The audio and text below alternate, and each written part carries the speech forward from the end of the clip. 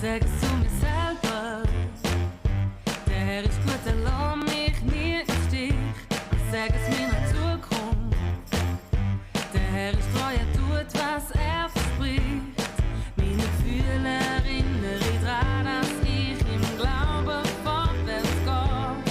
Mein Verstand rief, wenn ich zu, dass Gott, der Herr, zu mir wird stehen. Lob der Herr in dem Zweifel, gib ihm dir, ihm treu bleiben.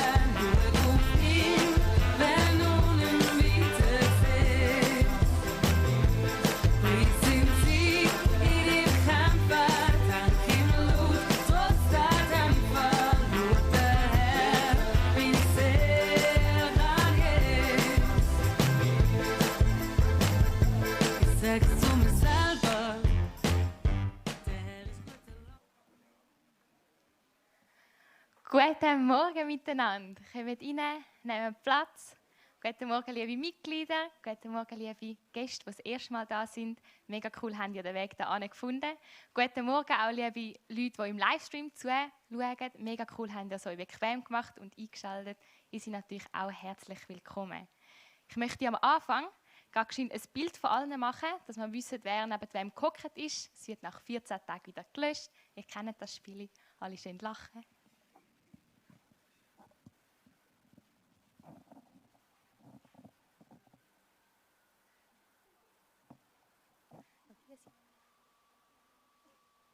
Super.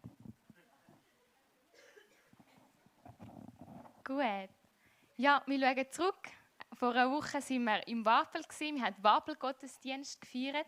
Und wir haben in die Woche gestartet, in die erste Schulwoche der Kinder. Und jetzt nimmt es mich Wunder, wer von euch hat wirklich die erste Schul- oder Arbeitswoche gehabt? Streckt mal auf.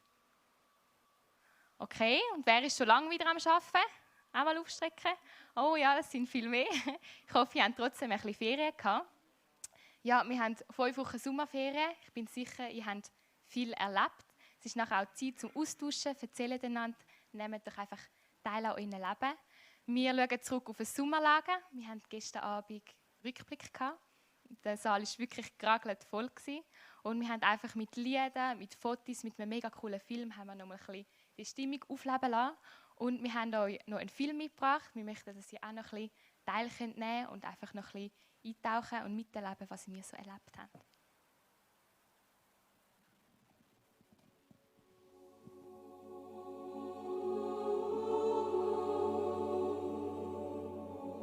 Für Gott, für Gideon.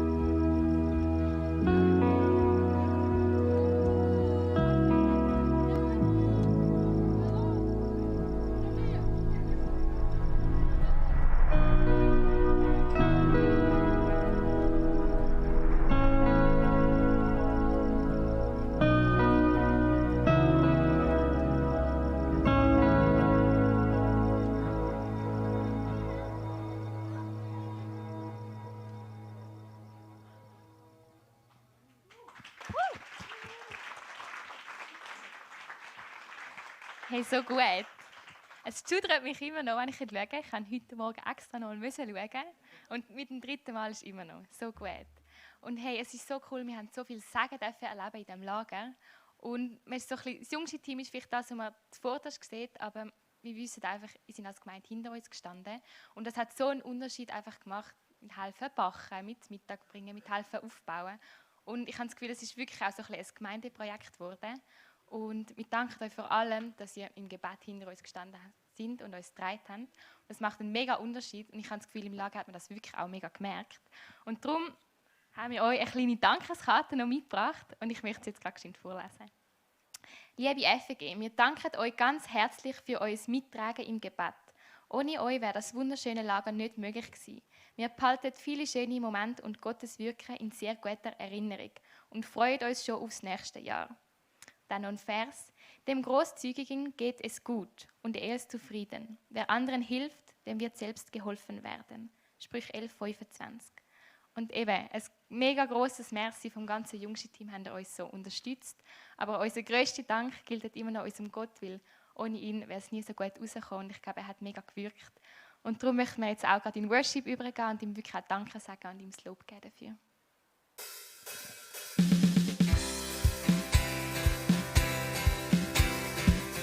Steht doch alle zusammen auf. Loben wir den Gott. Gestern war wirklich der Saal voll. Wir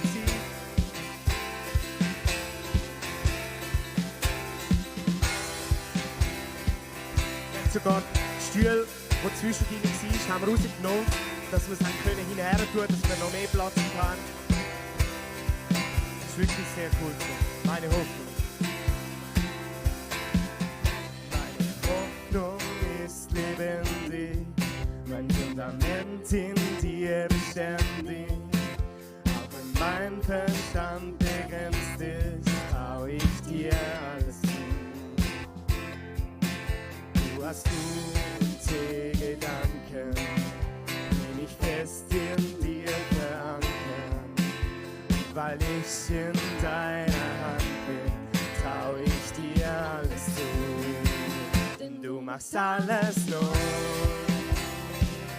Schöner fällt wieder Regen, nimmt alles auf. Du bist pulsierendes Leben, du machst alles neu.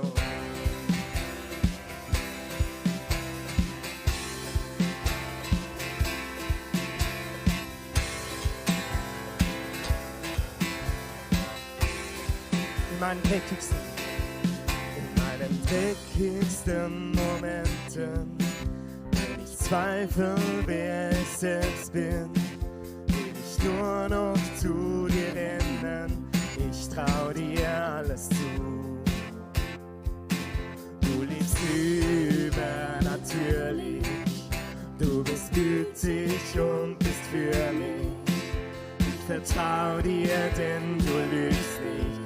Ich trau dir alles zu und du machst alles neu.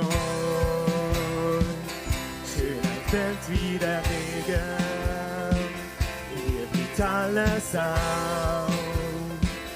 Du bist pulsierendes Leben, du machst alles neu. Schönheit fällt wieder Regen, hier blüht alles auf. Das Leben, du machst alles neu.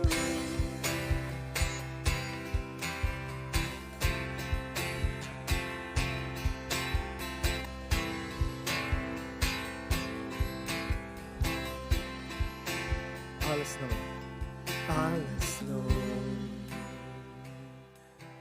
alles neu, alles neu. Jesus, du machst alles neu, alles neu, alles neu. Du machst alles neu, du machst alles neu. Schönheit fällt wieder Regen, du machst alles neu, alles neu, alles neu. Singen das an, du machst machst alles neu. Schönheit fällt wie der Regen, dir blüht alles auf. Du bist pulsierendes Leben, du machst alles neu. Schönheit fällt wie der Regen, dir blüht alles auf. Du bist pulsierendes Leben, du machst alles neu.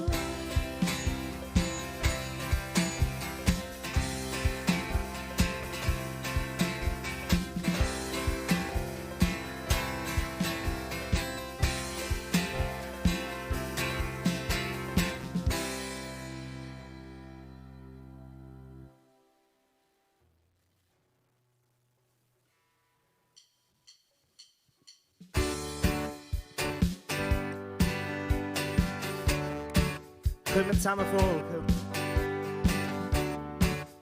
Wir wollen zu ihm kommen. Komme zu dir, komme zu dir.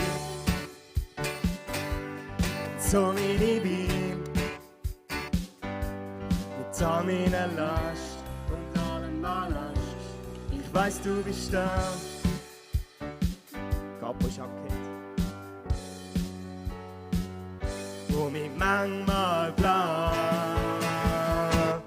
Herr, von ganzem Herzen möchte ich dich loben. Und von ganzem Herzen bete ich dich an. Und ich möchte noch tiefer, noch so viel tiefer. Gemeinschaft mit dir haben. Herr, von ganzem Herzen möchte ich dich loben. Und von ganzem Herzen bete ich dich an. Und ich möchte noch tiefer, noch viel tiefer. Tiefer, noch viel tiefer. Gemeinschaft mit dir haben. Ich suche dich her. Komm, zeig du dich mir. Ich habe dich nicht gesehen, und doch bist du bei mir. Ich weiss, dass dich gibt. Auf Schritt und Tritt bist du neben mir und danke dir. Herr, von ganzem Herzen möchte ich dich loben und von ganzem Herzen bete ich dich an. Und ich möchte noch tiefer, noch so viel tiefer Gemeinschaft mit dir haben. Herr, von ganzem Herzen möchte ich dich loben und von ganzem Herzen bete ich dich an. Und ich möchte noch tiefer, noch viel tiefer. Tiefer, noch viel tiefer. Gemeinschaft, singen wir das zusammen. Herr, von ganzem Herzen möchte ich dich loben und von ganzem Herzen bete ich dich an. Und ich möchte noch tiefer, noch so viel tiefer. Gemeinschaft mit dir haben. Herr, von ganzem Herzen möchte ich dich loben und von ganzem Herzen bete ich dich an. Und ich möchte noch tiefer, noch viel tiefer. Tiefer, noch viel tiefer. Gemeinschaft mit dir haben. Herr, von ganzem Herzen möchte ich dich loben und von ganzem Herzen bete ich dich an. Und ich möchte noch tiefer, noch so viel tiefer Gemeinschaft mit dir haben. Herr, von ganzem Herzen möchte ich dich loben und von ganzem Herzen bete ich dich an. Und ich möchte noch tiefer, noch viel tiefer. Tiefer, noch viel tiefer Gemeinschaft mit dir haben.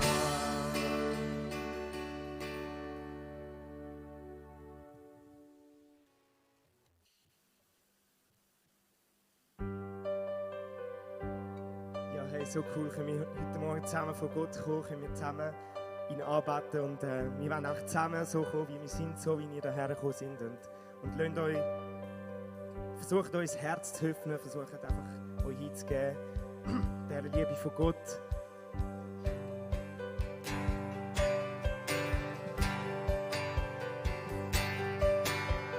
Sind wir zusammen fest.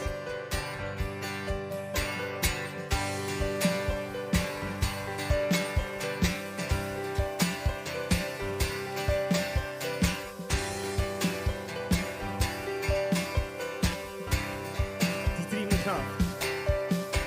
Die treibende Kraft in meinem Leben bist du. Du stehst ich auf, steck mich aus nach dir. Ich lauf auf dem Weg, wo du gehst, ich komme mit. Vertrau auf den Plan, verlass mich ganz auf dich. Ich vertraue dir das Leben an. Du bist der Fels, wo ich drauf stehe. Ich weiss, wie ich ganz in deiner Hand für immer. Die treibende Kraft in meinem Leben bist du. Nun steh ich auf und steck mich aus nach dir. Ich lauf auf dem Weg, wo du gehst, ich komme mit. Auf den Plan, verlass mich ganz auf dich. Ich vertraue dir das Leben an. Du bist der Fels, wo ich drauf stehe. Ich weiss, ich ganz in deiner Hand für immer. Ich vertraue dir. Ich vertraue dir das Leben an. Du bist der Fels, wo ich drauf stehe. Ich weiss, ich ganz in deiner Hand für immer. Wenn alles, was mir halt gibt, mich verlangt. Wow, meine Sicherheit in dir geht bleiben stehen. Wow, wenn alles, was mir halt gibt, mich verlangt. Wow, meine Sicherheit in dir geht bleiben stehen. Du bist mein Fels und fester Grund.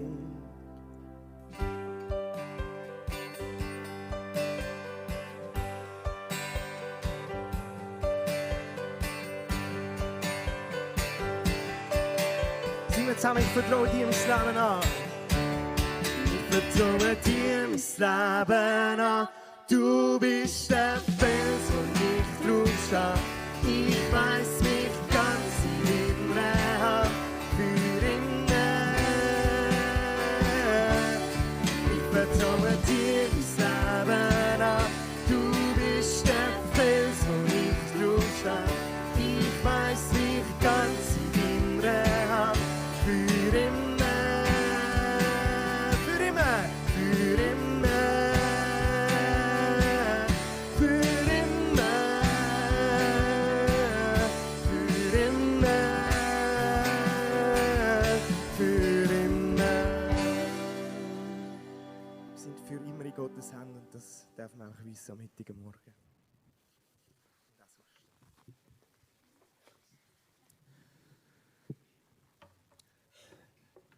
Startklar, das ist das Thema vom Gottesdienst, von der Predigt heute Morgen. Für einige hat es wieder neu gestartet, für die meisten ist es schon länger wieder am Laufen. Vielleicht fiebert ihr aber auch mit euren Kindern oder mit euren Enkelkindern oder mit anderen Leuten, die ihr kennt, die wieder gestartet haben vor einer Woche. Vielleicht ist es schon vor 2 Wochen losgegangen, wieder mit der Lehre oder es kommt dann noch später irgendwie mit dem Studium. Aber manchmal gibt es einen Moment, wo man so richtig startklar kann sein und wo es wieder vorwärts geht. Und das erleben wir jetzt mit der Ausbildung nach der Sommerferien. Das Interessante ist, dass für Jesus so wie auch eine Ausbildung gegeben hat. Jesus hat ja die Leute zu sich gegriffen und gesagt, kommt, folgt mir nach und werdet meine Jünger. Und ganz interessant, das Wort, das für Jünger steht im altgriechischen Mathetes, das bedeutet eigentlich nichts anderes als ein Lernender sein. Oder bei Jesus in der Lehre sein. Quasi zu sagen, Jesus, du bist mein Meister, ich will von dir lernen. Und dann auf Jesus zu hören, was er zu sagen hat.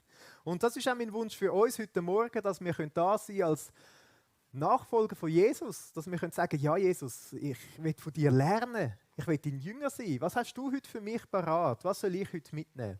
Darum lass uns auch zusammen dafür beten. Danke Jesus, dass wir miteinander heute Morgen da sein dürfen. in der Gemeinschaft mit dir. Dass wir mit dir dürfen verbunden sein, egal ob wir da im Kirchensaal sind oder daheim auf dem Sofa. Und danke, Jesus, dass du uns rufst in deine Nachfolge. Und wir wollen von dir lernen. Mach unser Herz offen für das, was du uns heute mitgeben willst. Amen. Es ist manchmal noch wichtig, bei so Ausbildungen, dass man weiss, wohin das Ganze führt. Also ich mag mich erinnern, am Anfang von meiner theologischen Ausbildung, da habe ich mir dann vorgestellt, ja, werde ich echt da wirklich mal ein Pastor? Wie wird das echt sein? Kann das funktionieren und so? Und da muss ich überlegen, ja, wohin führt denn die Ausbildung, wo man dran ist? Und ich glaube, es ist ganz wichtig, dass wir uns auch überlegen, was ist eigentlich das Ziel der Ausbildung, die Jesus für uns hat. Und er hat das eigentlich sehr deutlich seinen Jüngern gesagt. Er hat ihnen gesagt, kommt, folgt mir nach.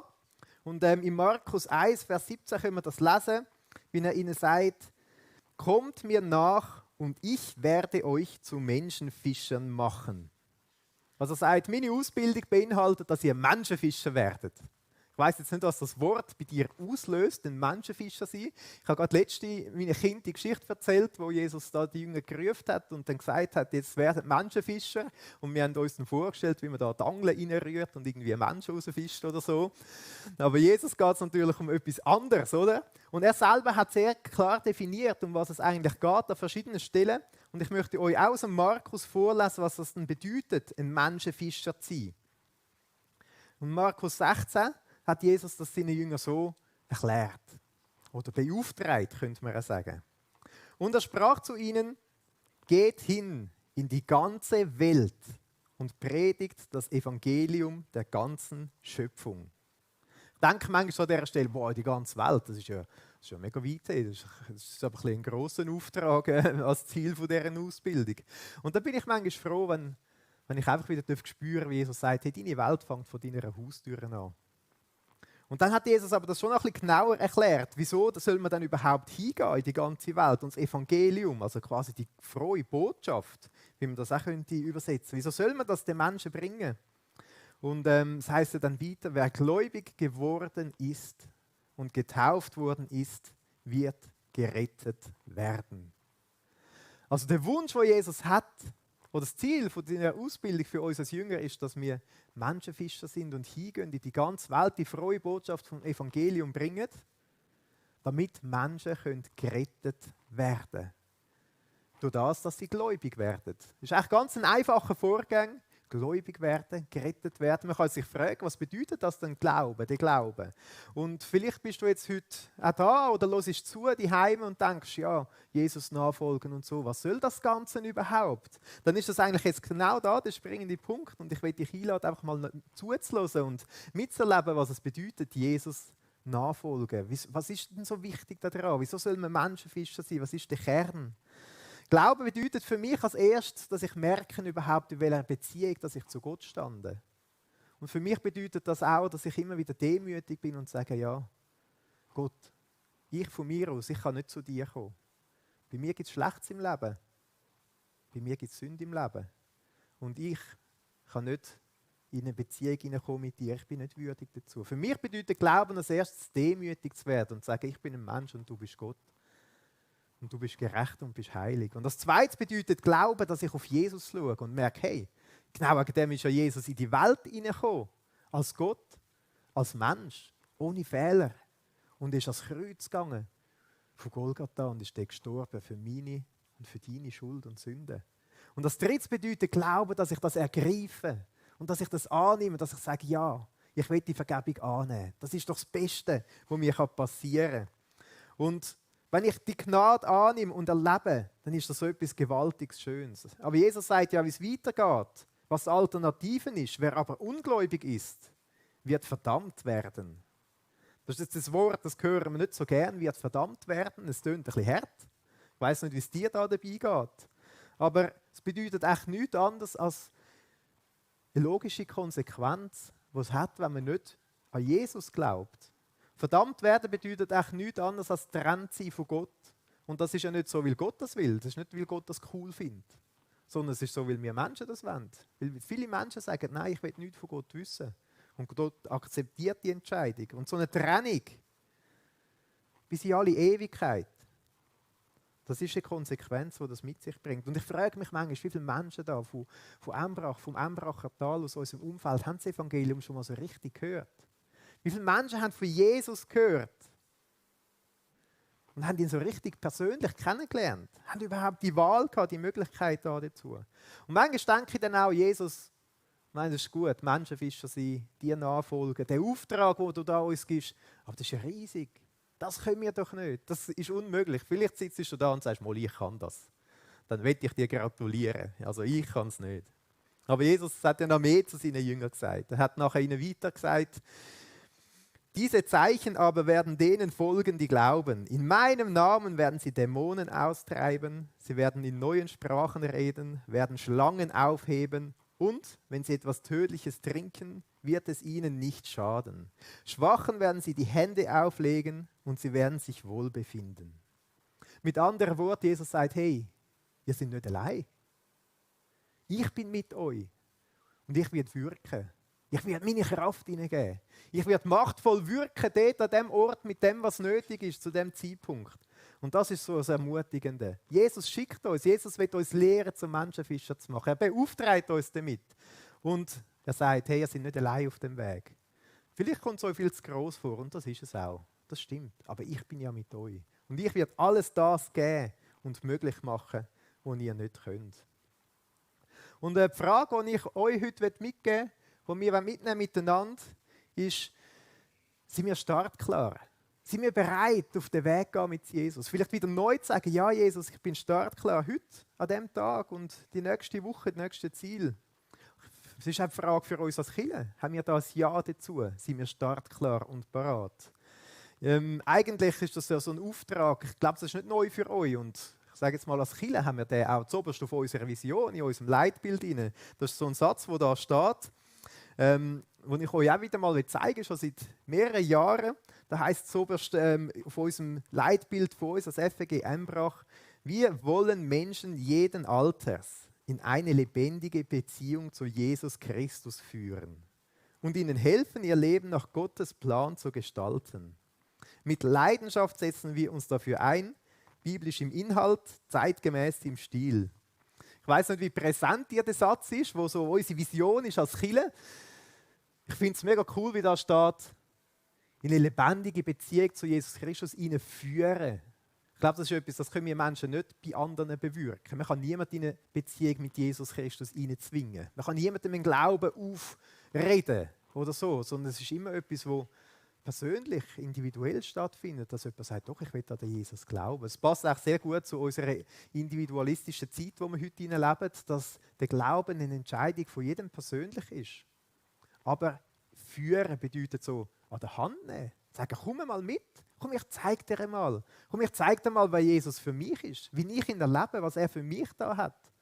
So an der Hand nehmen und mitnehmen, Schritt für Schritt, das finde ich eigentlich sehr ein schönes Bild. Und ich kann euch sagen, das ist jetzt ein Satz, der steht da. Ich mag mich erinnern, das war etwa vor genau 3 Jahren, als ich umgeschaut habe für die Pastorenstelle und auf der Suche war und dann in Kontakt gekommen bin mit der FEG Embrach. Und dann ist der Präsident gekommen, also der Lien ist zu mir gekommen und hat mir mal das Leitbild gezeigt. Und dann habe ich den Satz gelesen. Und dann habe ich gedacht, hey, das ist aber cool. Das hat mich richtig begeistert. Ich dachte, die FEG Embrach, die muss ich schon noch besser kennenlernen. Und dann ist es so weitergegangen. Dann mag ich mich auch erinnern an die erste Sitzung, wo ich gekommen bin, mich so ein bisschen vorstellen bei der damaligen Pastorenwahlkommission. Und dann haben sie mich ein bisschen kennengelernt und ausgefragt und sie haben auch ein bisschen von der Kirche erzählt. Und dann hat es geheißen, ja, wir haben da noch ein Bauprojekt übrigens, da, wo wir unterwegs sind. Da bei der Tannenstraße könnte es dann mal etwas geben in der Zukunft. Und dann habe ich gedacht, das ist aber cool. Das ist eine Gemeinde, die nicht nur etwas aufs Blatt schreibt, sondern die wirklich auch Daten folgen lässt. Die sagt, wir brauchen mehr Platz. Da sollen Menschen zum Glauben kommen und das ist jetzt zu eng, da am Hausgas. Wir müssen Platz schaffen, dass die reinkommen können, dass die dazukommen können. Und das hat mich so richtig begeistert. Und es ist auch so, als ich nachher da war, wo ich starten durfte, wo ich euch kennenlernen durfte. Ich habe das Gefühl, das ist etwas, was die Gemeinde auszeichnet, dass man nicht nur auf sich selber schaut, sondern dass man die frohe Botschaft vom Evangelium auch bewusst weitergeben und an andere weitergeben. Es geht mir aber selber auch so, dass ich immer wieder brauche, jemanden, der mir so einen Schub gibt, der mich motiviert und sagt, hey, bleib dran, geh vorwärts. Und ich habe den Eindruck, jetzt in dieser speziellen Zeit, wo wir unterwegs sind, jetzt war da der Coronavirus und er wird noch eine Zeit lang bleiben. Es wird nicht so schnell einfach wieder zu Ende sein und alles wieder normal wie vorher.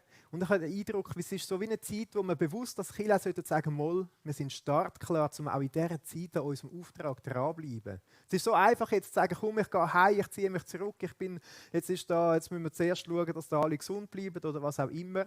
Und ich habe das Gefühl, es ist wichtig, dass wir sagen, gerade jetzt, gerade in dem Moment, wenn wir ganz bewusst dranbleiben. Weil Jesus tut Türen auf. Vielleicht hast du das auch gespürt. Gerade in dieser Zeit haben mehr Menschen wieder angefangen zu fragen, hey, was hat eigentlich Gott mit dem Ganzen zu tun? Was bringt eigentlich das ganze Leben? Wo führt das hin? Und ich habe den Eindruck, die Menschen sind offener geworden und vielleicht ist noch ein bisschen von dem heute auch da. Und so wichtig, dass wir als ganze Kirche, aber auch als einzelne Menschen einfach startklar sind und bereit sind, ja Jesus, gerade jetzt. So wie es halt ist, so wie die Umstände sind. Aber du, Jesus, du hast keine Hinderungsgründe. Und wir wollen ja mit dir unterwegs sein. Ja, Jesus sagt, komm, Menschenfischer sein, die frohe Botschaft weitergeben. Ein Einwand, den ich manchmal höre dazu, ist so, ja, Jesus sagt ja uns auch, wir sollen die Menschen lieben und als erstes will ich einfach die Liebe weitergeben. Und wenn alle Menschen um mich herum spüren, dass wir für sie da sind und für sie sorgen, dann kann ich dann vielleicht etwas vom Evangelium erzählen. So quasi zuerst wir Nächstenliebe zeigen und dann kommt irgendwann das Evangelium. Ich glaube, es ist genau umgekehrt. Also ich bin überzeugt, es geht Hand in Hand. Das Evangelium, das Wort, die klare Botschaft, aber auch die Tat, die Liebestat, das muss Hand in Hand gehen. Aber manchmal kommt es mir auch so vor, als würden wir uns wie ein bisschen verstecken und das Gute zurückbehalten. Stellen wir uns mal vor, da ist eine Familie, die hat einen Besuch. Dann ist da der Mann am Grillieren, es brutzelt schon schön. Und sagt der Frau, geh schnell bitte noch einen Wein holen, ich muss da schauen. Die Frau geht in den Keller runter, einen Wein holen. Und plötzlich hört man unten auf die Stimme. Du Schatz, soll ich den guten Wein bringen oder den für die Gäste? Ich glaube, das Evangelium ist das Beste, was wir haben. Das ist der gute Wein. Und alles andere, das kommt nachher. Und darum will ich als Kirche bereit sein, an diesem Auftrag dran zu bleiben. Ich habe 3 Punkte herausgesucht, die ich finde, sind besonders wertvoll auf dem Weg.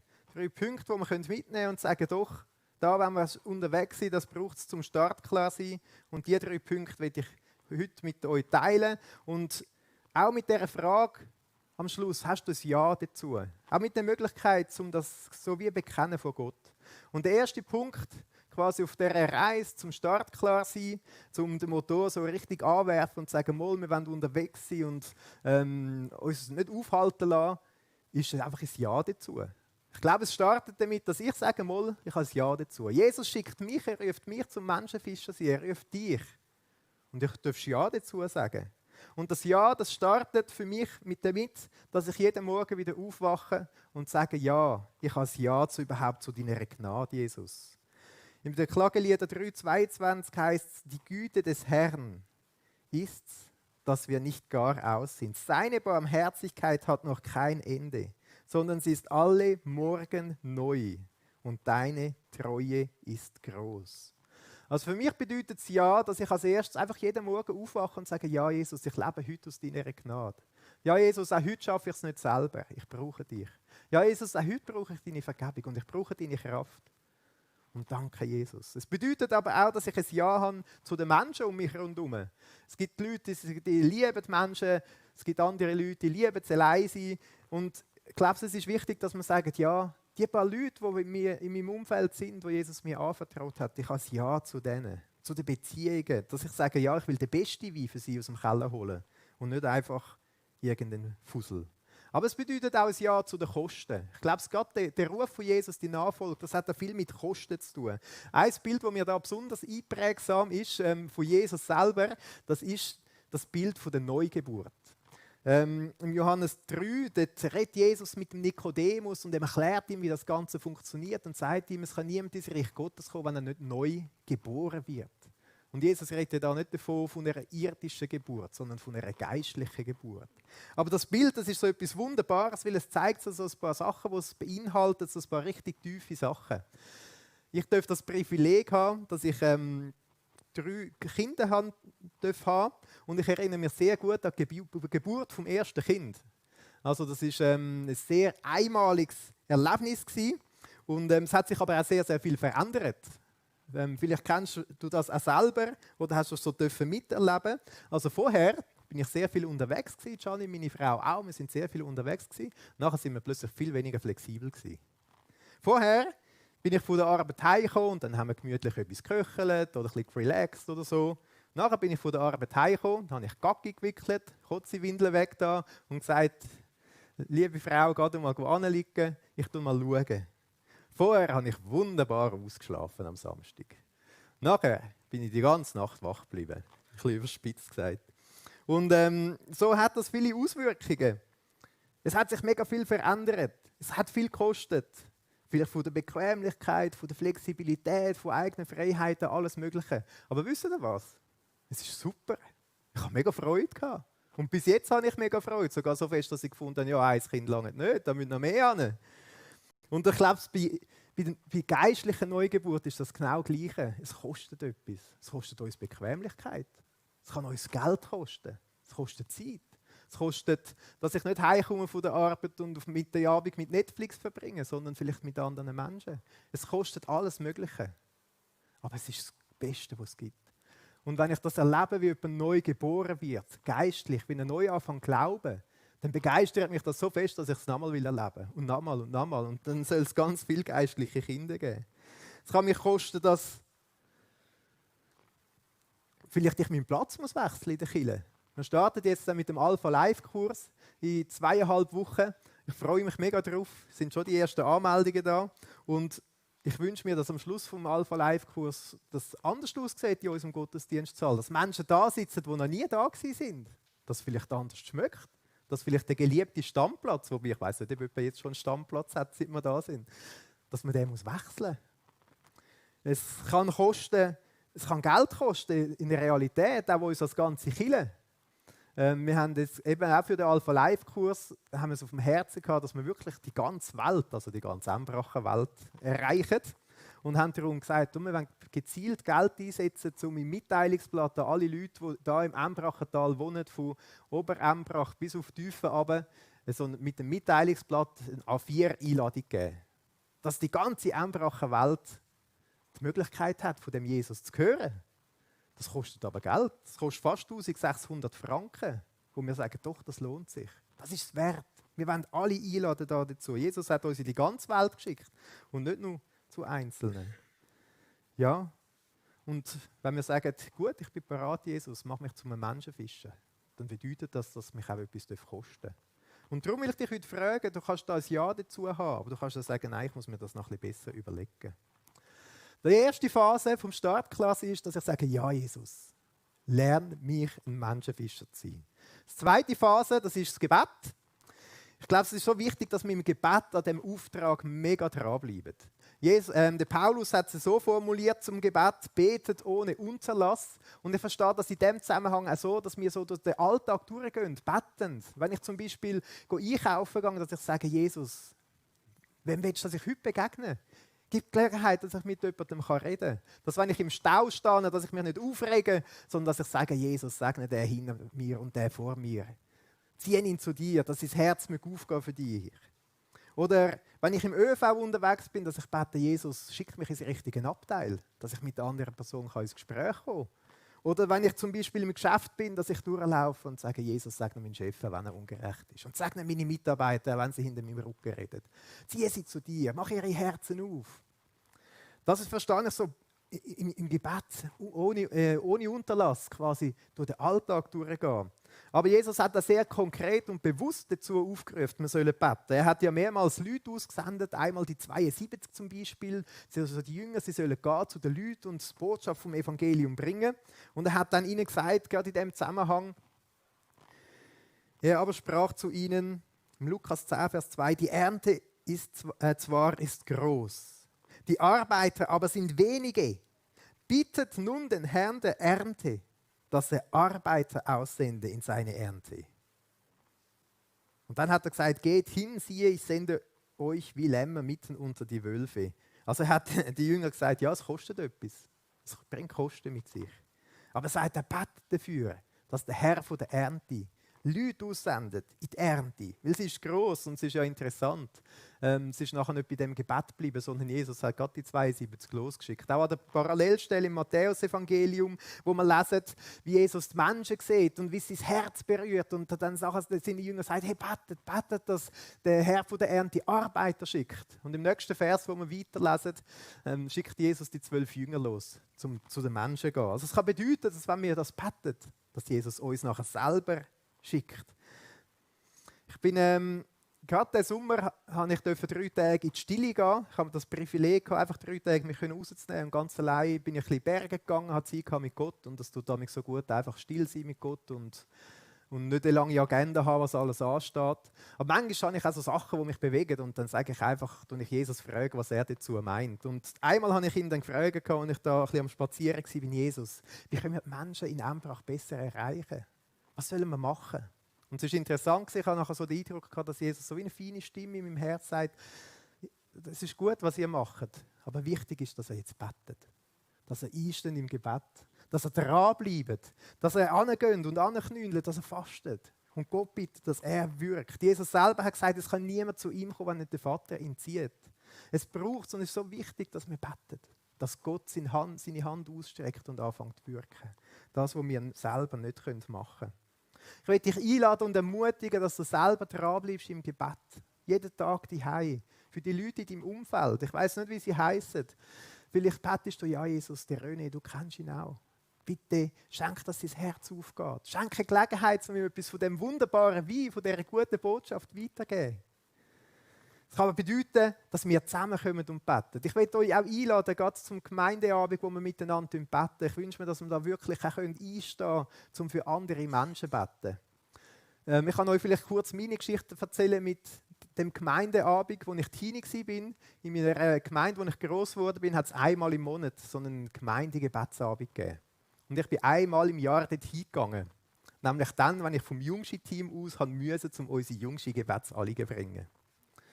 Und irgendwann habe ich gemerkt, das Gebet ist mega wertvoll. Und es ist wichtig. Und ich habe angefangen, mega regelmäßig zu gehen, immer wieder zu gehen. Und habe auch gefragt, hey, das ist doch cool. Komm. Und dann bin ich am Schluss bin ich jedes Mal gegangen. Das plötzlich höchste Priorität in meiner Agenda. Und dann sind wir da auf Embrach gekommen. Und dann habe ich gesagt, wow, das ist ja jede Woche. Das läuft ja wie am Schnürli. Und dann habe ich mich schon gefreut und dachte, der Dienstagabend, der ist reserviert. Aber dann ist meine Frau noch dazwischen gekommen. Sie hat gefunden, sie will auch beten. Und dann haben wir kleine Kinder und dann haben wir uns einigen. Gut, einmal darfst du gehen, einmal darf ich gehen. Wechseln wir uns ab, solange unsere Kinder klein sind.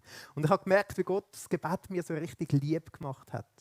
Weil wenn man zusammenkommt und in Einheit betet, dann hat es eine riesige Verheißung drauf. In Matthäus 18 lesen wir das. Und ich wünsche mir, dass wir als Gemeinde eins werden, um für Menschen zu beten, um für unser Umfeld zu beten. Und es kommt nicht darauf an, wie viel Action im Gebet drin ist oder so, sondern es kommt darauf an, dass wir zusammen unsere Knie beugen und vor Jesus kommen und ihn bitten, dass er wirkt.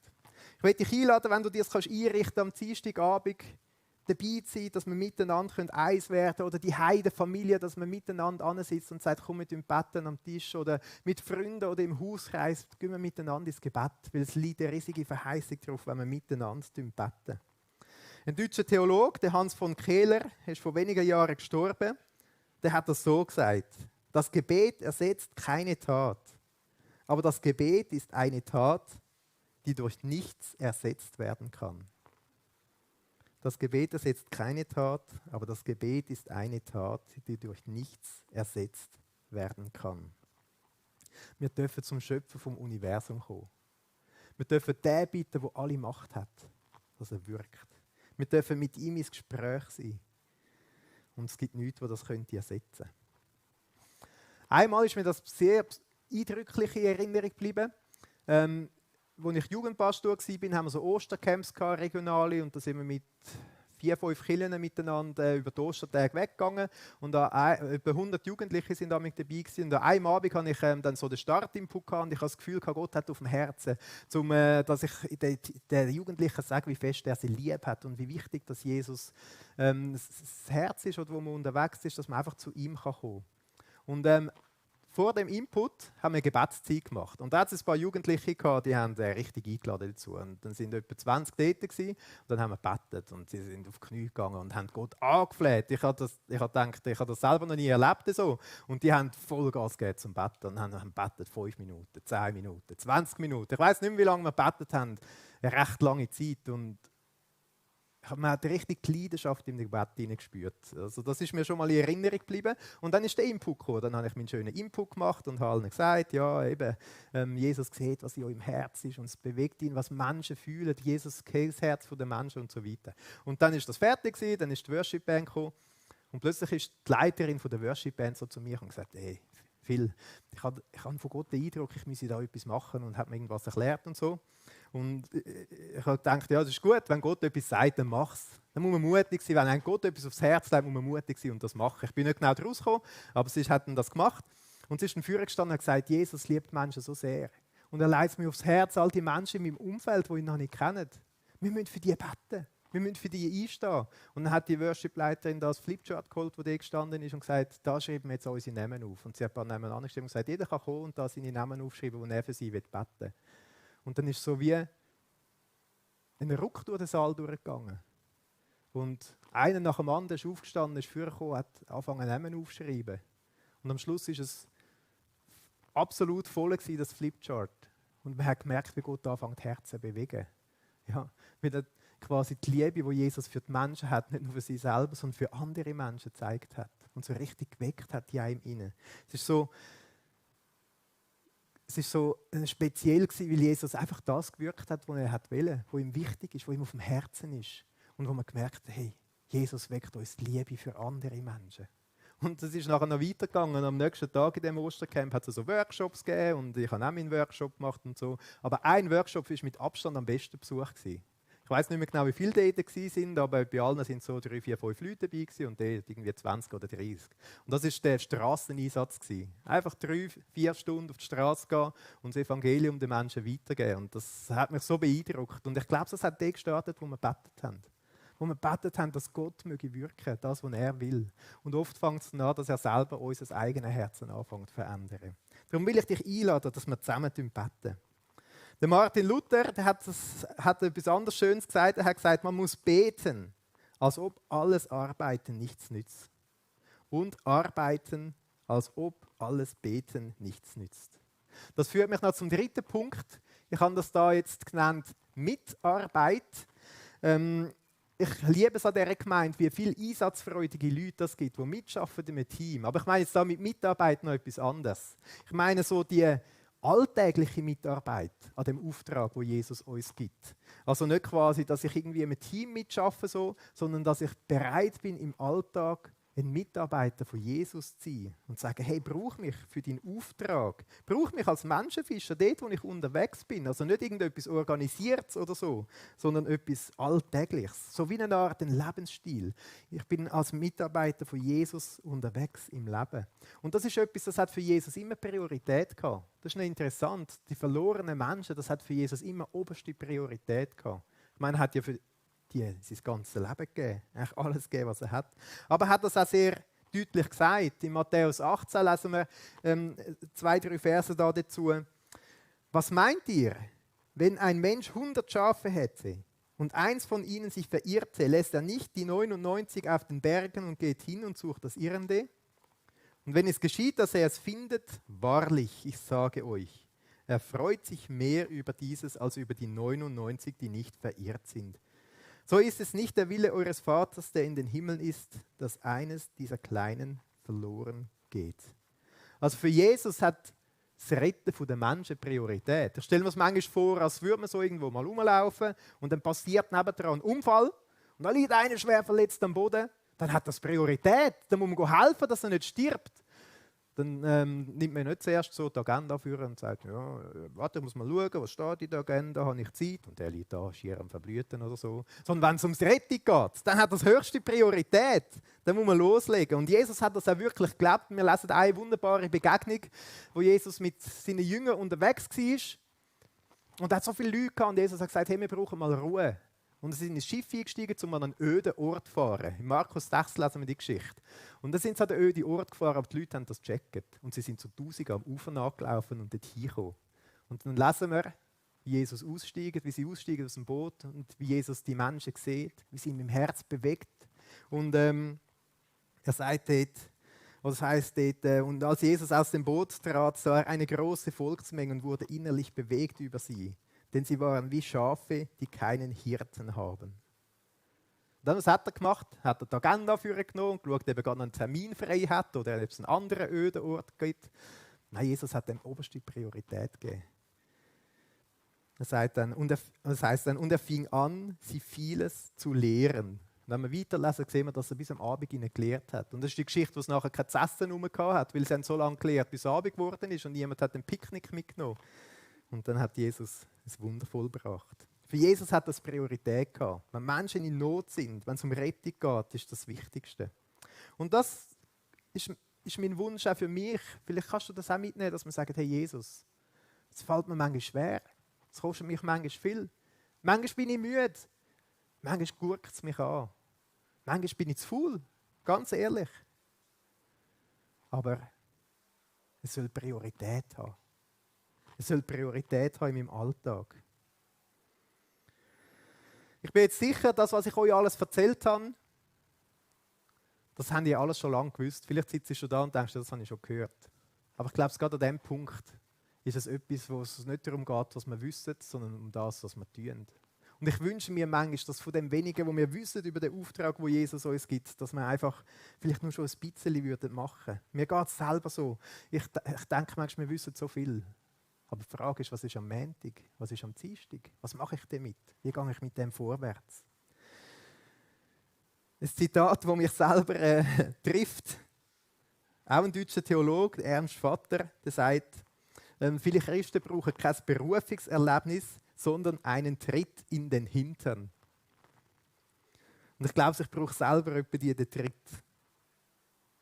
Ich wünsche mir, dass wir als Lernende durch die nächste Zeit durchgehen und können sagen, es ist das Schöne an diesem Auftrag, dass wir sagen, Jesus, du darfst uns zum Menschenfischer sein, aber auch zum Lernenden sein.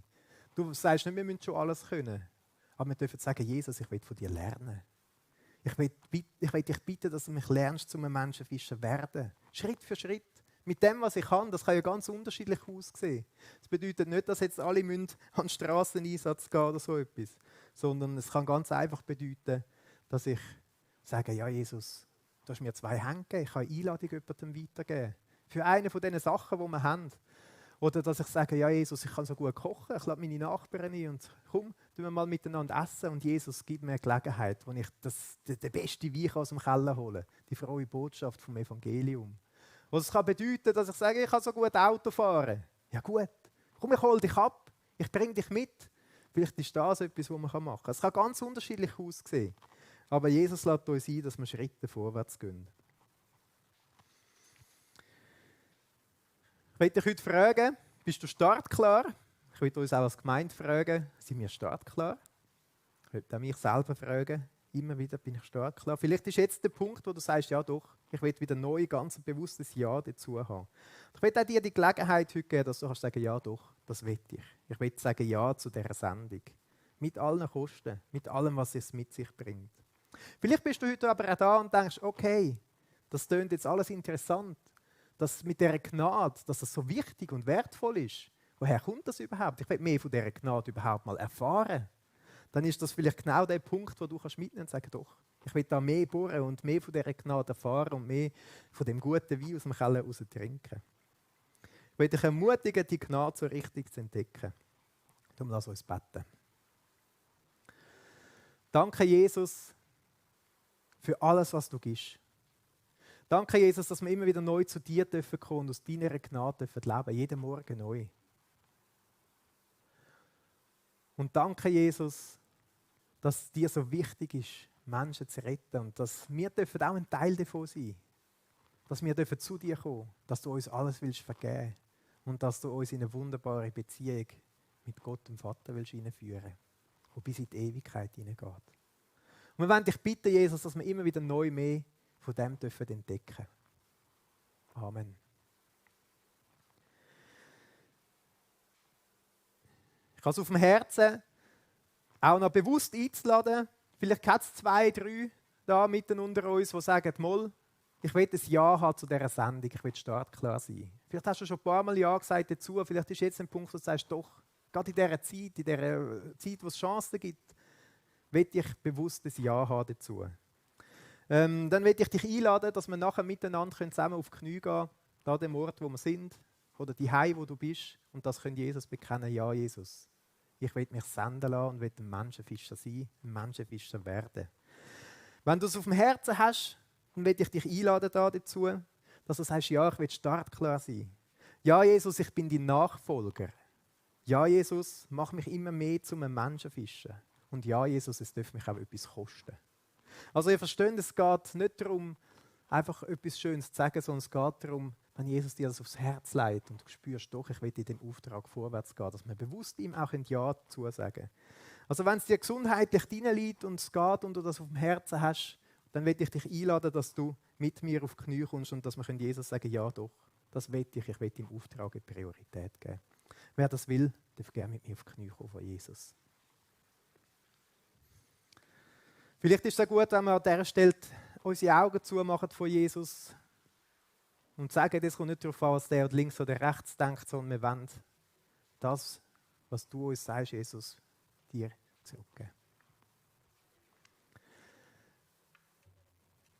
Jesus Christus, wir sind da vor dir auf den Knien und wir wollen dir sagen, ja. Ja zu dieser Sendung, die du hast. Ja zu dem Auftrag, den du für uns hast.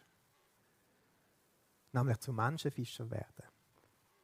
Ja dazu hingehen in die ganze Welt, die von meiner Haustür anfängt und immer wieder neu Schritt für Schritt dazulernen. Und ja, Jesus, es darf mich etwas kosten. Und ich möchte dir zusprechen, Jesus hat gesagt, denn siehe, mir ist alle Macht gegeben im Himmel und auf der Erde. Jesus wird mit dir sein, mit all seiner Macht. Und Jesus hat gesagt, denn siehe, ich bin bei euch alle Tage bis an der Weltende. Jesus wird dich nicht loslassen, er wird dich begleiten. Amen.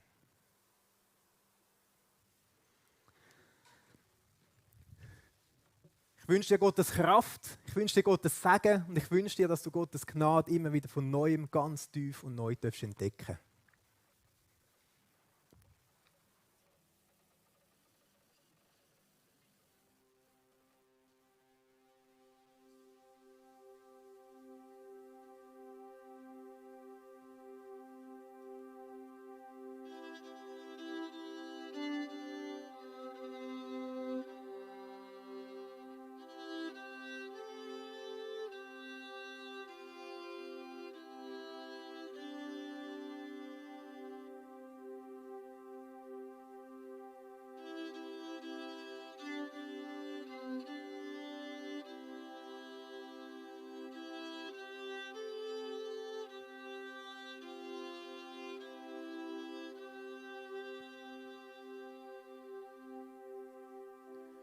You were the Word at the beginning, one with God the Lord Most High.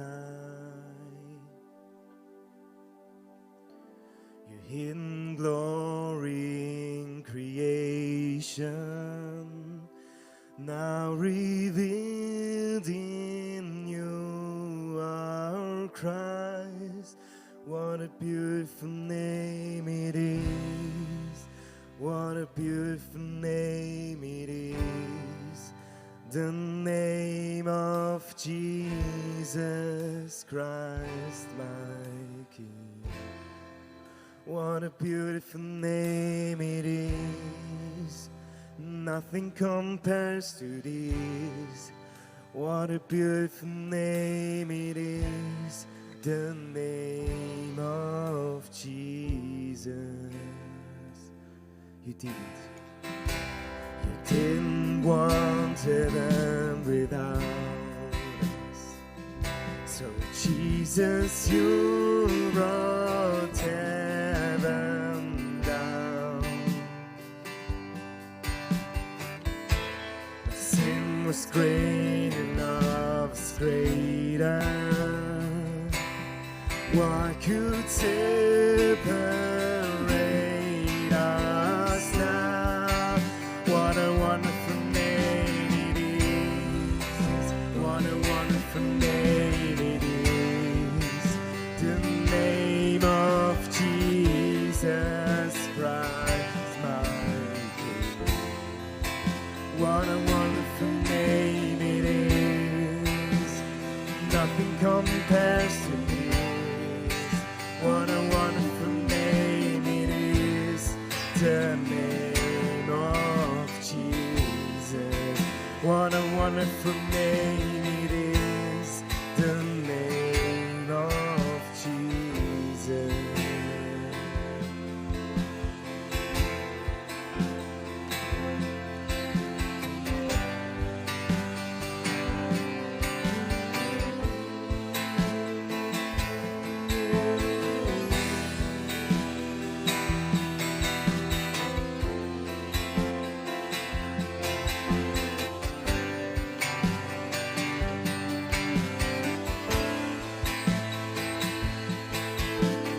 Der Tod hat ihn nicht halten. Death could not hold you. The waiter before you. You silenced the boast of sin and grave. The heavens are roaring, the praise of your glory. For you are raised to life again. You have no rival, you have no equal, now and forever. God, you reign. Yours is the kingdom, yours is the glory, yours is the name above all names.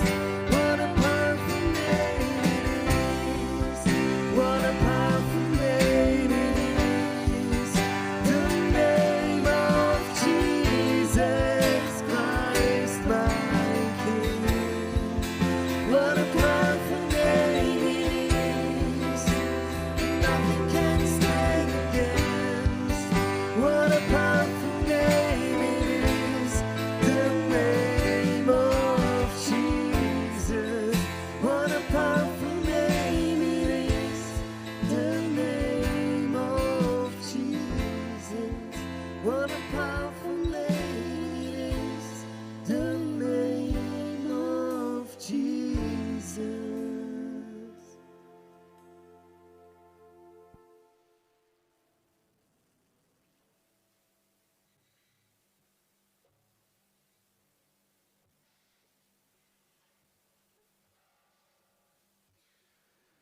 Ja, Herr, merci, bist du da, Herr, merci, bist du einfach da, in dieser Stille auch und, ja, und in dieser Ruhe und wir dürfen bei dir aufdanken und ich danke dir einfach, dass du ja, einfach die nächste Woche siehst und ich bitte dich, dass wir ja, können als Hoffnungsträger in die nächste Woche starten, dass wir, ich danke dir einfach, ja, du siehst einfach die Ja's, die da drin sind, du siehst die Ja's, die heute getroffen worden sind, wieder und die Ja's, die schon ja, einfach getroffen sind und ich danke dir einfach, dass du das nimmst und ja, dass du uns an der Hand nimmst.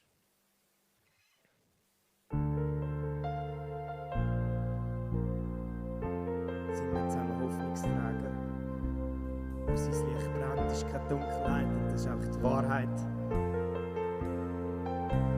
Wo dein Licht brennt, gibt es keine Dunkelheit, das Wort von dir.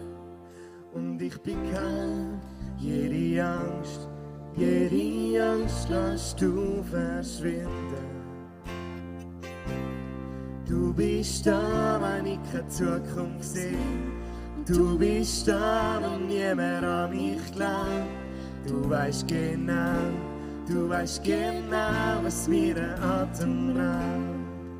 Mein Glück kommt nur von dir allein. Egal was noch wird sein, ich weiss, mein Leben liegt in deiner Hand. Und ich find Hoffnung nur bei dir.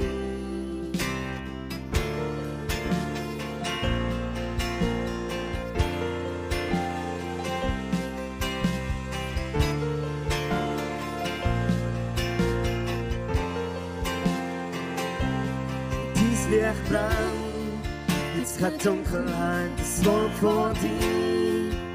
Und ich bin krank, jede Angst lässt du verschwinden. Du bist da, wenn ich keine Zukunft sehe. Und du bist da, wenn niemand an mich glaubt. Du weißt genau, was mir den Atem raubt.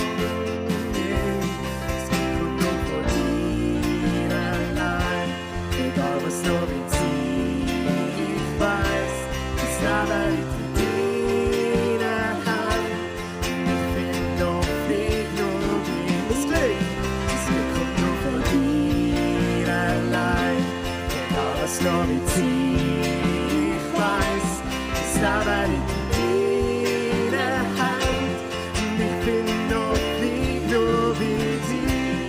Du lässt uns Hoffnungsträger sein.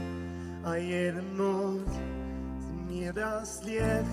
Du bist das Licht, das in uns brennt. Und du lässt uns Hoffnungsträger sein. An jedem Ort sind wir das Licht. Wir sind das Licht, das Hoffnung schenkt. Und du lässt uns Hoffnungsträger sein. An jedem Ort bist du das Licht. Du bist das Licht, das in uns brennt. Und du lässt uns Hoffnungsträger sein. An jedem Ort sind wir das Licht. Wir sind das Licht, das Hoffnung schenkt. Nur von dir allein, egal was noch wird sein. Ich weiss, das Leben liegt in deiner Hand. Ich find Hoffnung nur bei dir. Das Glück kommt nur von dir allein, egal was noch wird sein. Ich weiss, das Leben liegt in deiner Hand. Ich find Hoffnung nur bei dir.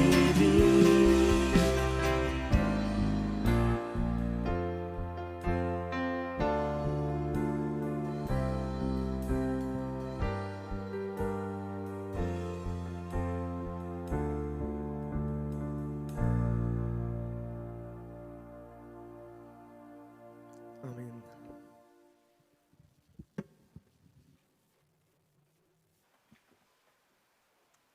Danke vielmals, Band, für euren Einsatz, dass ihr uns einfach in Worship hineinführt. Ja, hey, lasst uns Hoffnungsträger sein und mit dem Blick auch in die nächste Woche hineinschauen. Was ansteht, ist das Gemeindeweekend. Es ist lang angesagt, lang geplant, jetzt ist es fast da. Mega cool. Vielleicht ist das auch einfach ein Moment, wo ihr wieder auftanken könnt, wo ihr die Flamme wieder anzünden könnt, wenn das Feuer ein bisschen ausgegangen ist. Das ist auch mega cool. Was noch speziell ist am Gemeindewochenende, es gibt das mal die Möglichkeit, sich taufen zu lassen. Und mir ist immer so gegangen, ja, wenn sie in der Gemeinde gesagt haben, hey, ich könnt euch taufen, hat es mich nicht so angesprochen. Und dann irgendwann mal bei einer stillen Zeit hat es mich plötzlich gepackt und dann hat es mir gar nicht genug schnell gehen. Und dann hat es zwar noch ein Moment gebraucht und schlussendlich war es nicht im Fluss gewesen, sondern im Dorfbrunnen, gerade etwa vor einem Jahr. Die einen wissen es vielleicht noch. Und der Ort spielt so keine Rolle, ob das vielleicht in Embrach ist oder in Seewis, wer weiß. Wenn ihr das Gefühl habt, es ist dran, geht zum Phil. Wenn ihr Fragen habt, er ist gerne für euch da. Was sonst noch ansteht in der nächsten Woche, ist das Gemeindegebet. Wir haben es gehört, hey, Gebet ist so wichtig. Darum, wenn ihr vielleicht noch nie gewesen sind, jetzt ist der Zeitpunkt, uns erst mal reinzuschauen. Das wäre mega cool.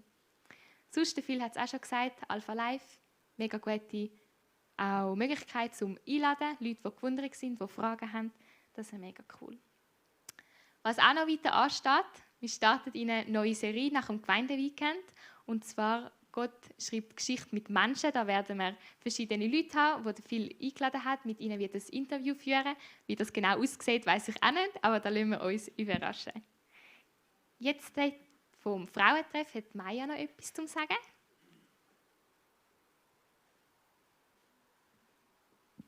Genau. Ja, auch wir haben eine Möglichkeit zum Hoffnungsträger sein. Wir haben nicht Frauenfrühstück organisiert, sondern einfach ein Frauenmorgen, weil Frühstück ist jetzt ein bisschen kompliziert, aber einfach mit Gipfeli und Kaffee, Getränk. Und wir haben einen Vortrag mit der Simea Schwab. Sie ist Theologin, Erwachsenenbildnerin und Autorin und sie ist eine besondere Frau. Sie redet zum Thema «Träume sind Schäume, ist das wahr?» Sie ist eine besondere Frau, darum, weil sie nicht nur viel zu sagen hat und weil ihre Lebensquelle Gott ist, sondern weil sie selber von sich sagt, dass sie ohne Arm ihr Leben trotzdem aktiv gestaltet. Und wir sind gespannt auf den Morgen, sind herzlich willkommen. Am 19. September laden die Leute ein, es hat Flyer dort hinten. Wir organisieren das Ganze mit der reformierten Kirche und darum findet das auch dort statt, in der reformierten Kirche. Also Flyer, weitergehen, gute Möglichkeit, um Frauen in Kontakt mit dem Glauben zu bringen. Danke. Danke vielmals. Ich habe also das Buch schon von ihr angefangen zu lesen. Es lohnt sich sicher zum Deko zu hören. Und jetzt fast zum Schluss möchte ich noch den Wölsi und Simon führen bitten. Sie haben noch etwas Wichtiges zu sagen.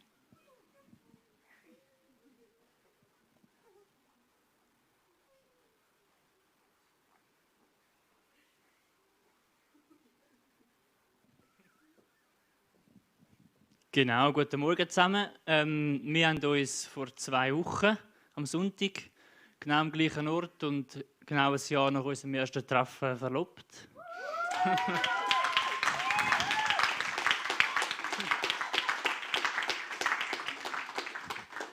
Genau, wir werden das nächste Jahr am 4. September heiraten. Ihr werdet dann bald einmal so die Save-the-Date-Karte bekommen und später folgen dann auch noch die Einladungen. Genau. Wäre schön, wenn möglichst viele von euch dann an diesem Tag teilnehmen.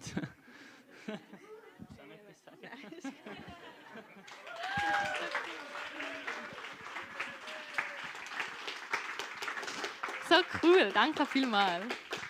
Wir werden sicher dort sein. Genau, dann noch zum Schluss noch ein paar Infos, die ihr sicher schon kennt. Es hat Folien vom Kids-Treff. Fragt doch die Kinder, wenn es nicht eure eigenen sind, was sie so hatten, dass sie einfach auch da ein bisschen Beziehung leben. Genau. Dann noch 2 Infos. Collect ist hinten ein Büchsli. Und ganz neu, gerade für die Jungen, es gibt jetzt auch eine Twint-Möglichkeit. Das hat hinten so einen Barcode, wo man auch mit dem Handy Geld schicken kann. Vielleicht wäre das etwas für euch. Genau. Und dann hinten ist die Kaffeebar wieder offen, wo das Catering euch einfach Sachen rausgibt und wo ihr einfach noch bleiben dürft. Ein bisschen mit Abstand und einfach schwätzen von euren Ferien erzählen. Das wäre mega cool. Dann darf ich euch zum Schluss jetzt noch den Segen sprechen. Steht doch auf dafür.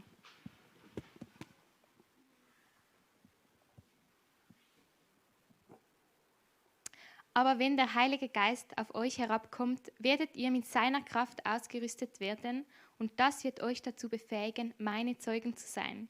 In Jerusalem, in ganz Judäa und Samarien und überall sonst auf der Welt, selbst in den entferntesten Gegenden. Und ich möchte euch segnen im Namen von Jesus, dass ihr Mut habt, dass ihr einen Glauben habt, der Berge versetzen kann und dass ihr Zeugen sein in eurem Alltagsumfeld. Amen. Einen schönen Sonntag miteinander.